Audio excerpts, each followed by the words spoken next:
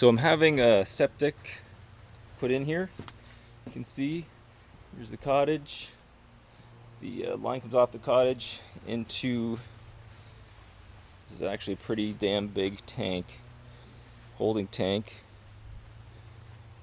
It's, as you can see, pretty big tank. It's about a third full of water right now, just to keep it in the ground and not floating up, because the water table is pretty high around here.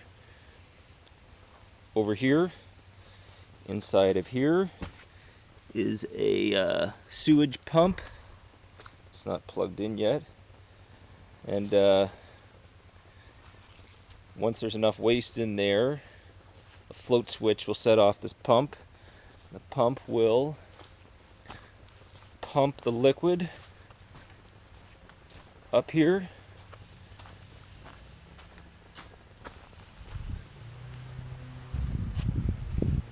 all the way up to this bed. It hasn't been backfilled yet because we're waiting for the final inspection. You can see the line here, and this is the actual septic bed. So it pumps it all the way up to here,